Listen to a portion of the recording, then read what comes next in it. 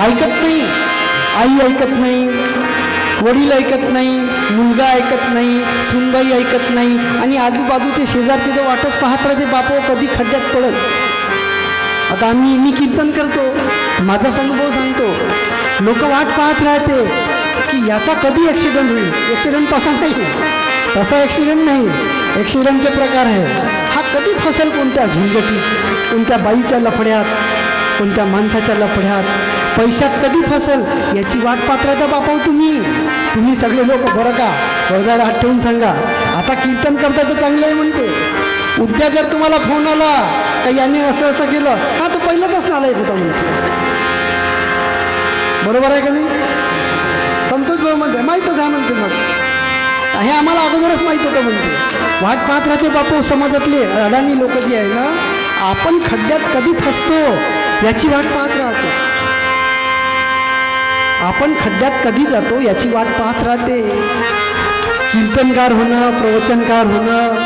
आता तुम्ही अभ्यास करायला लागले, कीर्तनाला आले, तुम्हाला आजूबाजूची लोक म्हणतात बापा बापा माहीतच आहे, पहिल्याच गावचे आहे म्हणते की नाही.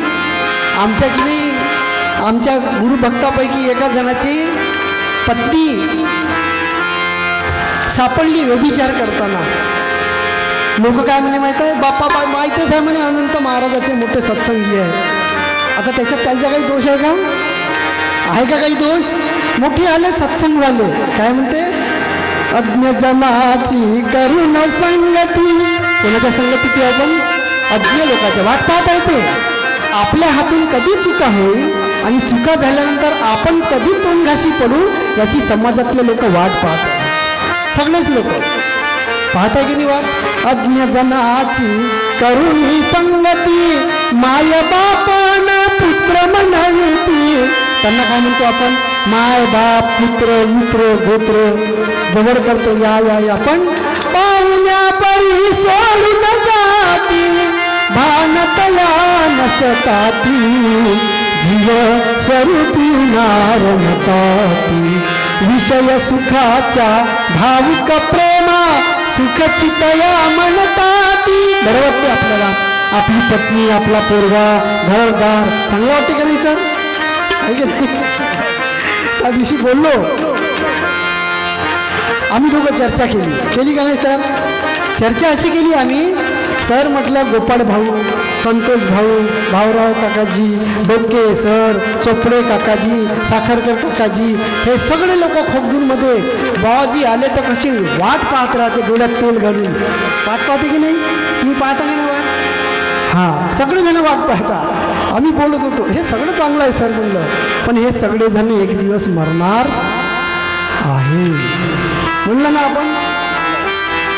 मी सरांना सांगितलं की एवढी मोठी आपण एवढे प्रयत्न करतो, एवढे कार्यक्रम करतो, कीर्तन करतो, एवढा प्रयत्न करतो आपण, आपल्यानंतर काही दिसून नाही राहिलं.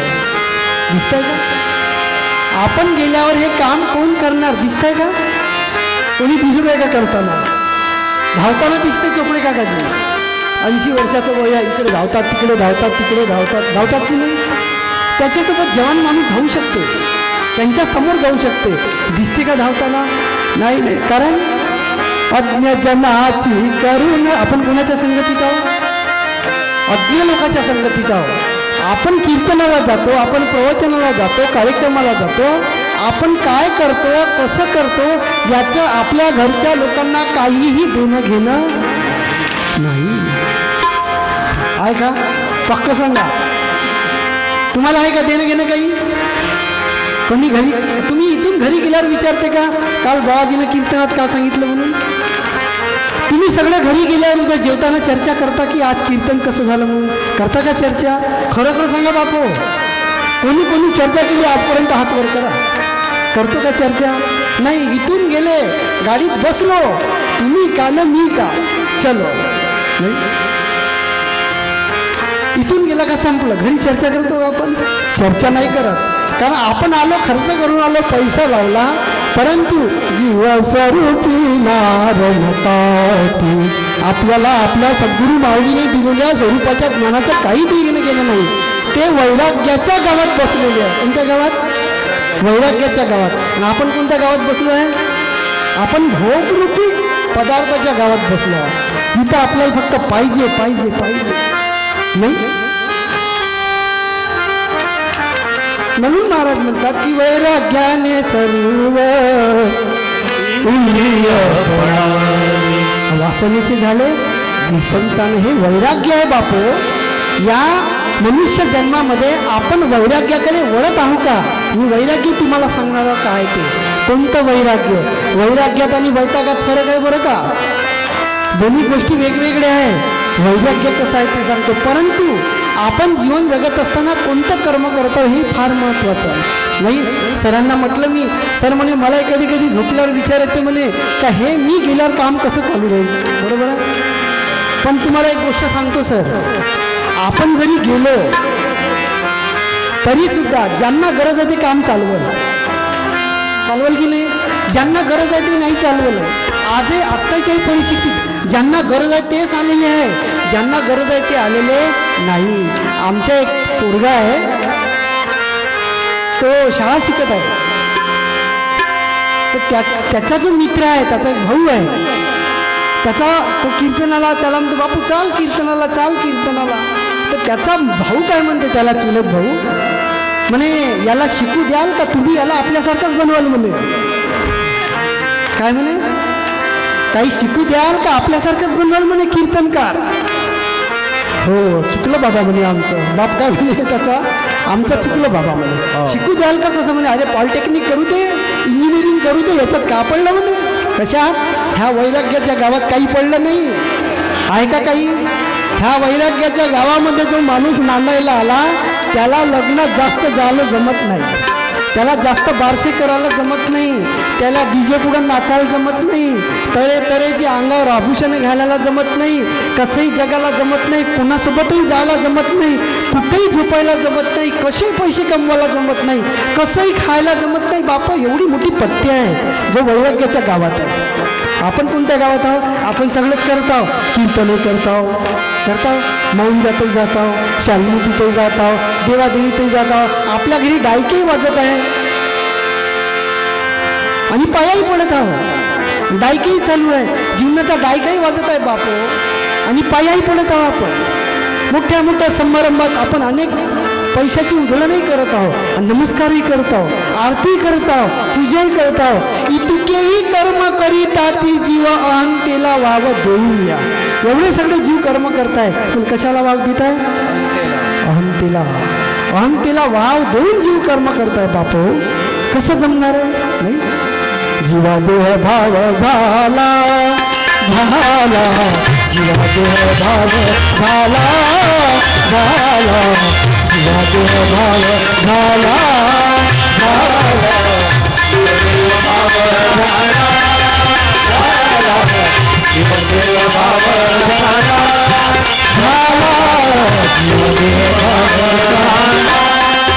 म्हणून शांतीशी मुक्तला, म्हणून शांतीशी मुक्तला.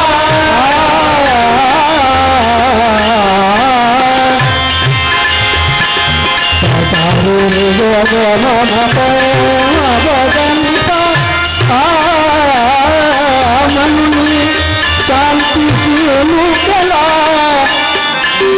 पडले महापाश,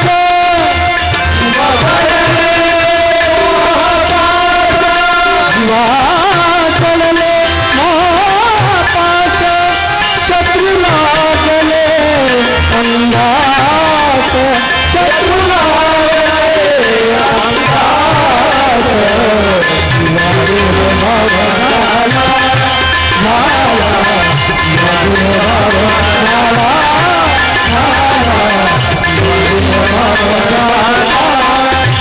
म्हणून शांतीशी मुकला. आपल्याला जिया देहभाव झाला. हे शरीर माझं, मी देह ऐसे वाटे जाणारा तो जाणावा आत्महत्यारा. मी देह नाही रे बाबू, मी जीव आहे. राजा भर्तृहरी जेव्हा त्याला कळलं की त्याची पत्नी, तिचं नाव काय होतं, पिंगला, जेव्हा राजा भर्तृहरीला एका महाराजांनी फळ आणून दिलं, म्हणजे महाराज हे फळ तुम्ही तुमच्या प्रिय व्यक्तीला द्या. भरतुरी राजाने ते फळ त्याच्या पत्नीला दिलं. तिचं नाव पिंगला होतं. पिंगलेला म्हणे तू फळ खाऊन टाक. म्हणे मी खाऊन टाकेल, मी आंघोळ केल्यानंतर खाईल म्हणे. पिंगलीने आंघोळ केली. आंघोळ केल्यानंतर ते फळ घेतलं आणि पिंगलेचं प्रेम त्याच्या राज्यातल्या घोड्याच्या सरदारावर होतं. तिने ते फळ घोड्याच्या सरदाराला देऊन दिलं. म्हणजे हे प्रिय व्यक्तीला द्यायचं फळ आहे, खाऊन घेशील. त्याने ते फळ आपल्या जवळ ठेवलं. त्याने आंघोळ केली, पण त्याचं प्रेम पिंगलेवर नव्हतं. त्याचं प्रेम नगरातल्या एका नगर वधूवर होतं, वेशीवर होतं. तो ते फळ घेऊन त्या वेशीकडे गेला. तिने ते फळ बघितलं, विचार केला, माझ्यासारख्या बाईच्या कामाचं फळ नाही म्हणे. हे फळ कोणाच्या कामाचं आहे? या नगरीचा जो राजा आहे भर्तृहरी, त्याच्या कामाचं आहे फळ. म्हणून ती फळ घेऊन राजाकडे आली. राजाकडे आल्यानंतर राजाला म्हणते, महाराज हे फळ प्रिय व्यक्तीला द्यायचं आहे. म्हणे बाई तुझ्याकडे कुठून आलं? म्हणजे महाराज हे नका विचारू. अरे सांग, नाही तर मी तुला फाशी देईन. म्हणजे महाराज तुमच्या राज्याचा घोड्याचा सरदार आहे, तुमच्या राज्यातला घोड्याचा सरदार आहे. त्या घोड्याच्या सरदाराने मला हे फळ दिलं आहे. म्हणजे घोड्याच्या सरदाराने, हो म्हणे घोड्याच्या सरदाराने बोलव म्हणे. ते त्यालाही बोलवलं. म्हणे हे फळ तुला कोणी दिलं? महाराज म्हणे सगळं एक करा, पण हे नका विचारू हे फळ कोणी दिलं. अरे का? महाराज म्हणे तुम्हाला जर मी सांगितलं हे फळ कोणी दिलं तर तुमच्या पायाखालून जमीन सरकल्याशिवाय राहणार नाही. का बरं? म्हणे हे फळ तुमच्या कामाचं नाही आहे. कोणाच्या कामाचं आहे? नाही महाराज म्हणे हे फळ तुम्ही कोणी दिलं? कोणी? त्याला पाठीवर 4 सोटे मारले. मारल्यानंतर त्याने सांगितलं हे फळ मला तुमच्या प्रिय राणीने दिलं. कोणी दिलं? राणीने, पिंगला राणीने. आणि भरतोरी राजाच्या पायाखालची जमीन सरकली. अरे म्हणे ज्या पिंगल्यावर मी प्रेम करतो ती पिंगला घोड्या दरोग्यावर प्रेम करते. तो घोडा दरोगा नगरेश्वर प्रेम करते. आणि तिचं प्रेम माझ्यावर, मी कुणावर प्रेम करतो? जिचं प्रेम माझ्यावर अजिबात नाही तिच्यावर. त्याने ते फळ घेतलं. बापू ते फळ घेऊन पिंगला राणीकडे गेला. म्हणे राणी फळ खाल्लं का? म्हणे महाराज तुमच्या आज्ञेचं पालन मी केल्याशिवाय राहणार का? मी सकाळीच आंघोळ केली, पटकन फळ काढलं. महाराजांनी मागचा हात समोर केला. म्हणे हे काय? फळ पाहिल्याबरोबर पिंगला राणीला चक्कर आली, खाली येऊन पडली. आणि राजा भर्तृहरीच्या अंतःकरणात वैराग्य जागृत झालं. मी ज्या पत्नीवर प्रेम करतो ती पत्नी माझ्यावर प्रेम करत नाही. अज्ञजनाची करुणी संगती माय बापाना पुत्र म्हणावी ती. वैराग्य उत्पन्न झालं. तसेच वैराग्याचे वस्त्र धारण केले, बाहेर निघाले. बाहेर रस्त्याने जाता जाता जाता जंगलामध्ये भर्तृहरी राजाच्या पायाजवळ चांदीचा शिक्का दिसला. कशाचा? चांदीचा. राजा म्हणते चांदीचा शिक्का? माझ्याकडे एकही पैसा नाही, सगळे कपडे ठेवून आलो, पैसे ठेवून आलो.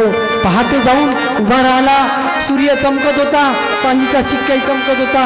म्हणे मी पत्नी सोडून आलो, मी घरदार सोडून आलो, मी राज्य सोडून आलो, तरी माझ्या अंतःकरणामध्ये हा चांदीचा शिक्का घेण्याची इच्छा कशी उत्पन्न झाली? म्हणे भर्तृहरी राजा अजून वैराग्य उत्पन्न व्हायचं आहे. खूप प्रयत्न केला बापू. आपल्याला समजा गर्दीमध्ये 500ची नोट दिसली, इकडं तिकडं पाहतो, तिच्यावर पाय ठेवतो आपण. असा ठेवतो की नाही? का उचलून देतो? समजा 500ची नोट दिसली, ठेवतो की नाही पाय? हां, पाहतो, विचार करतो, तिच्यावर पाय ठेवतो. 500 आपली हो का? ते आपली नाही, पण तरी पाय ठेवतो बापू आपण. भर्तृहरी राजाच्या मनात अंतःकरणामध्ये लोभ उत्पन्न झालं. वैराग्य घेऊन बाहेर तर निघाले, पण वैराग्याने मन भरलेलं नव्हतं. हात घालून पाहते, उचलून पाहते, तर एक माणूस तिथे थुकून गेला होता. ठसा होतो, ठसा. कशाचा? त्याच्या तोंडातला. तो ठसा सूर्याच्या याच्याने चांदीसारखा दिसत होता.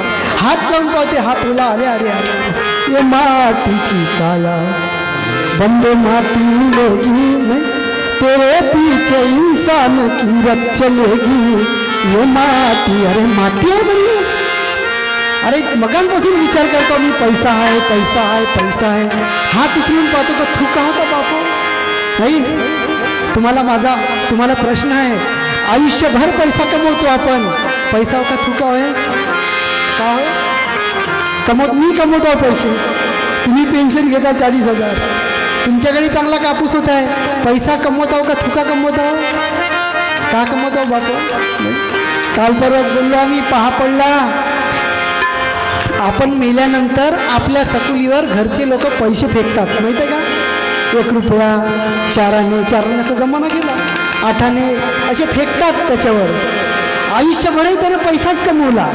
मरतानाही गावातल्या लोकांनी त्याच्यावर पैसाच फेकला. त्याच्या कपडावरही 1 रुपया होता. पण ज्यावेळेस जळलो तेव्हा किती आले? किती पैसे आले? आला 1 रुपया? नाही आला बाप. नाही नाही, वैराग्याने सर्व, वैराग्य अंतःकरणात उत्पन्न झालं पाहिजे बाप.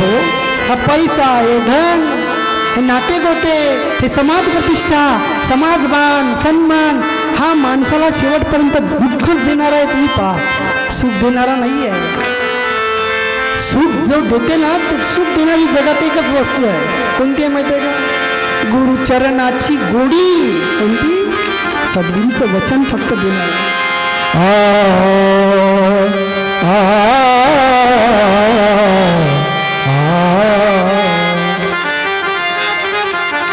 जरी शांती तुझ वाटे हवी, जरी शांती तुझ वाटे हवी, जरी शांती तुझ वाटे हवी, जरी शांती तुझ वाटे हवी, जरी शांती तुझ वाटे हवी, जरी शांती तुझ वाटे हवी.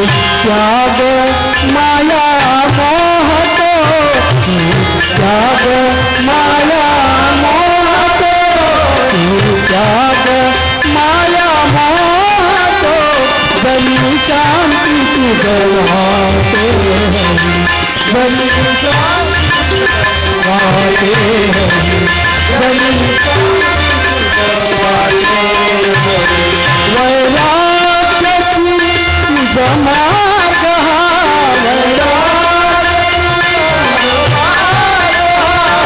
वैराग्याची तुझ मार्ग हा, तू सोडित व्यामोहतो, तू सोडित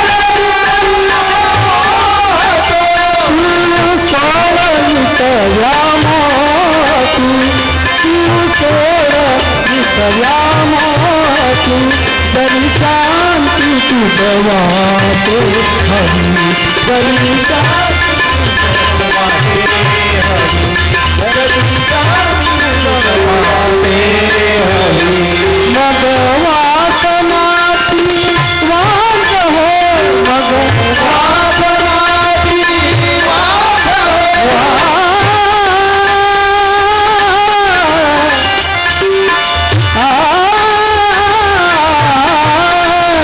मग वासनाती वांग हो, मन त्यागतील अध्यास रे, मन त्यागतील अध्यास रे, मन त्यागतील अध्यास रे. तेव्हाची सुखी गुरुदास तू, तेव्हाची गुरुदास तू, तेव्हा सुखी गुरुदास तू होशील स्वरूपात रे, होशील स्वरूपात रे. जरी शांती वाटे तुझ हवी, जरी शांती वाटे हवी, जरी शांती वाटे हवी. काय म्हणतात संत बापू? जरी शांती तुझ वाटे हवी, तू त्याग माया मोहतो. जर शांती पाहिजे असेल ना, एकच गोष्ट आहे बापू, शांतीवर रामबाण उपाय फक्त वैराग्य आहे. कोणता आहे? जरी शांती तुझ वाटे हवी, तरी त्याग माया मोहतो. माया आणि मोह ह्या जर 2 गोष्टी त्यागल्या नाही ना जीवनामध्ये, सुख कधीच मिळत नाही. लक्षात ठेवा बरं का. वैराग्याची तुझा मार्ग हा, तू सोडित व्यामोहतो. माया मोह सोडण्यासाठी वैराग्याचा एक मार्ग आहे. कारण या माया मोहात फसल्यामुळे आपल्या डोक्यावर व्यामोह, मोह म्हणजे आपल्याला कोणीतरी सुख देईल म्हणून त्यासाठी एखाद्यावर प्रेम करणे, माया करणे, त्याचं नाव मोह. आणि हा मोह का बरं असते? कारण आपल्याला व्यामोह असते. व्यामोह म्हणजे भ्रम असते की आपल्याला कोणीतरी सुख दे. वैराग्याची तुझा मार्ग तो, तू सोड माया, तू सोड नित्य व्यामोह तो, मग वासना ती वांझ हो. वांझ म्हणजे ज्या स्त्रीला मुलं बाळ होत नाही तिला वांझ म्हणतात. पण तिला सुद्धा आई होता येते, तिला दत्तक मुलगा घेता येते. पण आपल्या अंतःकरणामध्ये एक बाई आहे वासना, तिला एवढे मुलं आहे, एवढे मुलं आहे बापो, खूप मुलं आहे वासनेला. काम आहे, क्रोध आहे, ईर्ष्या आहे, राग आहे, द्वेष आहे, निंदा आहे, छल आहे, कपट आहे, व्यभिचार आहे, चोरी आहे, हिंसा आहे. हे वासनेची मुलं आहे. या वासनेच्या मुलाला वांझ करा. काय करा म्हणते? मग वासना ती वांझ हो, मन त्याग तिला अध्यास रे. या मनाने अध्यास समजा त्यागले तर काय होईल? तेव्हा सुखी गुरुदास तू. नाही, तेव्हा सुखी होऊ शकते, तोपर्यंत सुखी होऊ शकत नाही बापू. आपण काय करत आहोत या भावसागरामध्ये? धर्माचा दगड, कुटुंबाचा दगड, पैशाचा दगड, शेतीचा दगड, मानापानाचा दगड, इस्टेटीचा दगड, सन्मानाचा दगड पाठीला बांधत आहो आणि संतांच्या ज्ञानाच्या सागरात पोहून निघत आहो. अरे बांधून या शिळा पोहू जाता सिंधू, पावे मती मंदू गती कैसा. ह्या भावसागरामध्ये आपण कामा क्रोधाचे दगड बांधून उडी घातली आहे बापू. तिथून कसे निघणार आहोत आपण? नाही, तुका म्हणे बुडी बांधून दगड, तेथे काय कोड काळायाचे. तेव्हा सुखी गुरुदास रे, तू होशील तू स्वरूपास्त रे. जरी शांती तुझ वाटे रही, तू त्याग माया मोहतो. माया मोहाचा त्याग केल्याशिवाय शांती मिळत नाही सर. नाही, आपल्यानंतर काय होईल याचा विचारच नाही करायचा. आता आपल्याला काय करता येईल याचा विचार करायचा. विचार करा बापू. आपल्या घरादारातून, आपल्या कुटुंबातून आपण वैराग्य घेऊन जीवन जगत आहोत का? वैराग्याने सर्व इंद्रिय पळाले. ज्याच्या अंतःकरणामध्ये वैराग्य उत्पन्न झालं त्याची इंद्रिय काम करणं बंद होते. लक्षात ठेवा, त्याला काहीच फरक नाही पडत. ज्याच्या अंतःकरणात वैराग्याचं उत्पन्न झाला तो काही करत असेल त्याला काही दुःख होत नाही. चार चौघात त्याचा कोणी अपमान केला तरी त्याला दुःख होत नाही. चार जगात कोणी त्याला बोललं तर. आता कसं आहे आपल्या अंतःकरणामध्ये कुणी काही बोललं की आपल्याला चटकन राग येते. कुणी काही थोडंसं एक चूक केली का त्या चुकीचं आपण दोषाचं दर्शन करतो. कुणी थोडंसं काही बोललं तर त्याच्याशी अबोला करतो बापू. आपण अबोला, राग, द्वेष, निंदा, ईर्ष्या ह्या सगळ्या भावना आपण घेऊन जीवन जगत आहो. गुरुच्या पायावर कितीही डोकं ठेवून रगडलं तरी आपल्याला कोणीही सुख देणार नाही. सद्गुरू श्री अनंत माऊली आपल्या घरात आणून त्यांची तुम्ही सेवाही केली तरी फायदा नाही. राष्ट्रसंताच्या पुतळ्याला 50,000 देऊनही फायदा नाही. भागवत सप्ताह केला 4 लाखाचा तरी फायदा नाही बापू. तू सोड माया मोहतो, जरी शांती तुझ वाटे हवी. शांती पाहिजे असेल तर मायाचा आणि मोहाचा त्याग ह्या 2 गोष्टी करण्याशिवाय या जगामध्ये दुसरा उपाय कुठलाच नाही. कारण आपण नरकाच्या द्वाराकडे चाललो आहे. नरकपुरीची 3 द्वारे, नरकपुरीची 3 द्वारे, नरकपुरीची 3 द्वारे, नरकपुरीची 3 द्वारे, नरकपुरीची 3 द्वारे, नरकपुरीची 3 द्वारे. काम क्रोध मोह सचारे, काम क्रोध लोभ त्यारे.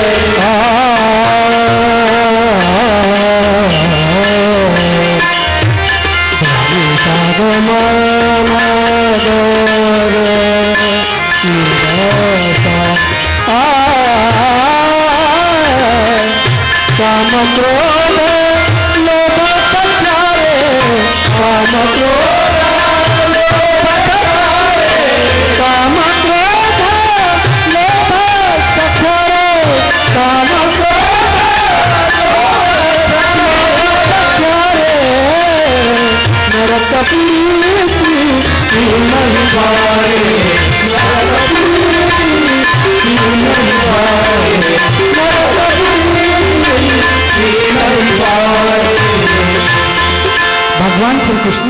उद्धवाला सांगत आहे भागवतामध्ये, अरे उद्धवा, नरकपुरीची तीनही द्वार, नरकपुरीचे 3 द्वार कोणते?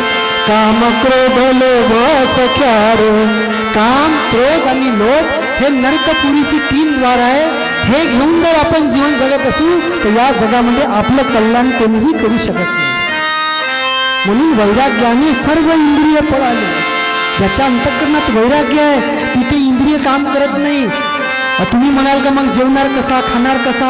जेवणार, खाणार, बोलणार, सगळंच करणार, पण आपल्यासारखे विचार करणार नाही वाईट, आपल्यासारखे चुकीचे कर्म करणार नाही, पापाचं कर्म करणार नाही. अरे पापाचं तर करणार नाही पण पुण्याचंही करणार नाही. शुभाशुभ दोन्ही कर्माचा त्याग करून वैरागी म्हणून जीवन जगते. सद्गुरू श्री अनंत माऊली तुम्ही पाहिलीच आहे. त्यांनी सांगितलं आहे, तुम्ही मला राग आणून दाखवा. काय म्हणतात ते नेहमी? हो, राग आणून दाखवा. तेवढी त्यांच्यामध्ये पात्रता आहे. दाखवा म्हणते मला राग आणून. कारण वैराग्याने इंद्रिय शिथिल होतात आणि वैराग्य नसलं की इंद्रिय सतेज राहते. बापो, चटकन राग येते, चटकन बोलून देतो, मारून देतो, कसंही करतो. मोह मतेने काढिले बिराड, जिने अवघड मने आता. मोह, माया, ममता याचं बिराड आपल्या घरातून काढून टाका. बिराड समजते ना? नवीन नवीन लग्न झालं मुलाचं, सून चांगली वागली नाही तर मुलगा दुसरी खोली करते, तो आपलं बिराड घेऊन जाते. आपलं बिराड कोणतं आहे बापू? आपलं बिराड झोपेची बाज, पाण्याचा माठ, जेवणाचं सिलेंडर, स्वयंपाकाचं सिलेंडर, हे आपलं बिराड नव्हे. आपलं बिराड आहे काम, क्रोध, लोभ, सख्यार. कोणतं बिराड आहे? यह जीव जब जाएगा तो वासना ले जाएगा, झूठा न करना ख्याल तू तो पिछू पछताएगा. जाताना आपण काय घेऊन जातो बापू? तंबाखाची पुडी इथंच राहते, खर्याची पुडी इथंच राहते, पैसा इथंच राहते, पत्ती इथंच राहते, सिगारेट इथंच राहते. सिगारेट, तंबाखू, बिडी, पान, पैसा याचा जो अध्यास आहे तो घेऊन जाते हा जीव. वस्तू इथंच राहते, त्या नाही घेऊन जा. आमच्या भोई समाजामध्ये जर कोणी मरण पावलं ना डोकेसर, तर त्याला की नाही त्याच्या उशाखाली एक दारूची बॉटल देते, एवढा पौवा देते, सोबत भाजल्या मासळ्याचा रस्सा. उद्या आहे ना? उद्या उद्या कसे घेऊन येते. मग पत्राडी घेऊन दोन एक. उद्या काय? अक्षय तृतीया. कोणती तृतीया? अक्षय तृतीया. आपल्या सगळ्याचे बाप गेले, त्यांचे काय झाले? उद्या जेव घालताना कोणाला घालतो जेव आपण? कोण येते? कावळा. आपले वालवडील काय झाले का कावळे? आलं तिकडून पत्र नाही बापू. अक्षय तृतीया. आता थोडक्यात सांगतो, या काळामध्ये आपल्या पितरांना अन्न घालण्यामागचं वैज्ञानिक कारण काय माहीत आहे का? आता कोणता ऋतू चालू आहे? उन्हाळा. उन्हाळ्यामध्ये पिंपळाला आणि वडाला काय लागतात? फळं, वडुल्या लागते ना? हां, त्या लागल्यानंतर हे जे पक्षी आहे, चिमणी, कावळे, देव चिमण्या आहे ना, काळी चिमणी, हे जे सगळे पक्षी आहे, हे पक्षी काय करतात? त्या वडाच्या वडुल्या खातात, कावळे खातात, अनेक पक्षी आहे ते खाऊन घेतात. खाल्ल्यानंतर काय करतात? ते विष्ठा करतात. विष्ठा केल्यानंतर त्यांच्या विष्ठेच्या मार्फत त्या वृक्ष जे आहे बी, ते जिथं पडते तिथं काय लागते? तुम्हाला माहीत असेल, आपल्या घराच्या कौलाच्या याच्यामध्ये पिंपळाचं झाड, जिथं भिंत आहे तिथं निघते ना, ते पक्षाच्या विष्ठेमुळे आहे. या अक्षय तृतीयेच्या दिवशी आपण समजा ते जेवण समजा ठेवलं वर, तर ते पक्षी खातात. खाल्ल्यामुळे काय होते माहिती आहे का? या जगामध्ये सर्वात जास्त विष्ठा काढणारं अन्न कोणतं आहे माहीत आहे? वरण, भात, पोळी हे सर्वात जास्त विष्ठा काढणारं अन्न. बाकीचं नाही निघत. आपण जे खातो ते जास्त फर्टिलायझर करते. या पक्ष्यांनी समजा आपलं अन्न खाल्लं तर त्या अन्नामुळे त्यांच्या